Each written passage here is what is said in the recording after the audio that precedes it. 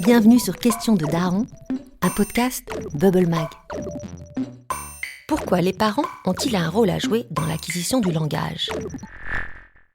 Parce que, contrairement à la marche, le langage ne s'apprend pas tout seul.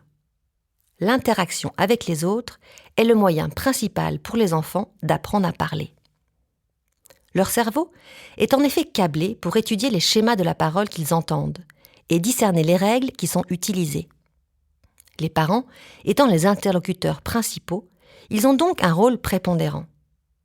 Et voici quelques astuces pour la route. Petit 1, n'hésitez pas à parler et à lire à votre enfant dès la naissance. Peu importe qu'il comprenne ou pas. Votre voix le rassure et vous entendre commence à le familiariser avec le langage. Petit 2, évitez le parler bébé. Utilisez les bons mots. Dites « le chien » au lieu de « waf waf ». Je sais, les vroom vroom et les meux, c'est mignon tout plein. Mais c'est ridicule et totalement inefficace. Petit 3, n'hésitez pas en effet à être précis dans votre vocabulaire. Vous serez surpris par la capacité d'apprentissage de votre enfant.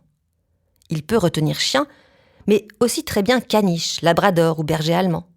Car oui, sa mémoire est autrement plus performante que la vôtre. Désolé. Petit 4, mettez-vous autant que possible face à votre enfant pour lui parler, à sa hauteur et en le regardant dans les yeux. Petit 5, ne parlez pas de vous ou de lui à la 3e personne, comme si vous étiez la reine d'Angleterre et lui le prince héritier. Maman va te donner le bibi ? C'est double peine. Petit 6, posez-lui des questions ouvertes et réagissez à ses réponses en rebondissant ou en le félicitant pour l'inciter à communiquer.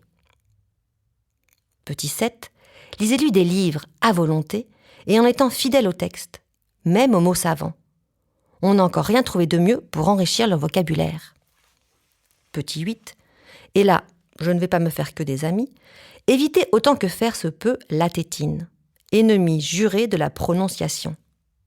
Et plus sûrement encore les écrans, car l'apprentissage se base sur l'interaction avec un autre être humain et non avec Choupi ou Trotro. Et enfin, évitez les bruits de fond en continu, comme la télé constamment allumée. C'est du boulot d'être parent. Question de daron ?